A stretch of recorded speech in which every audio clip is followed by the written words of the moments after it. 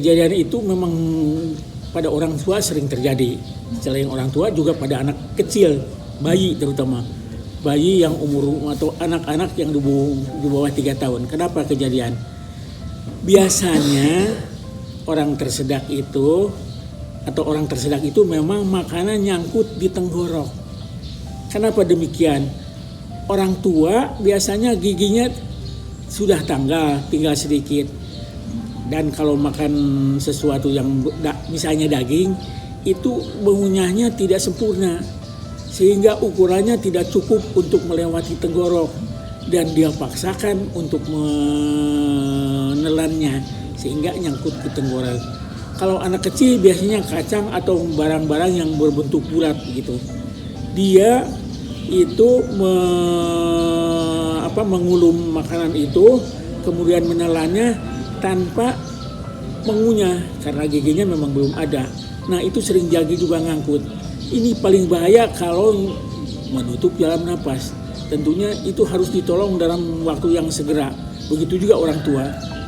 Atau kalau dewasa muda biasanya makan sambil ngelamun. Lalu ada yang mengagetkan sehingga dia keselak.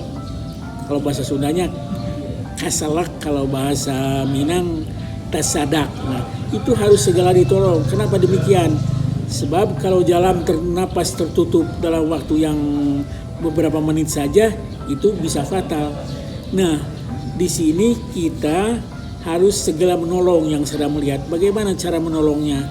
Cara menolongnya itu adalah membuat tekanan sehingga makanan melontar keluar.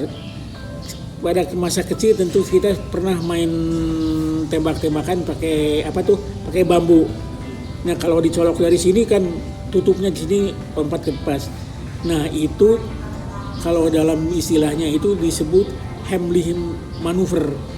Itu pada orang tua dengan menekan perut sehingga tekanan di sini ini ada diafragma namanya.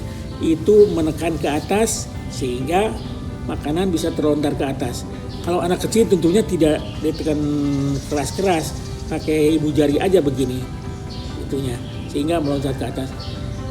Nah, kalau terlambat menolong itu fatal sehingga seyogianya semua orang bisa menolong kalau melihat itu. Jangan dibiarkan orang sekitarnya harus segera menolong, jangan itu.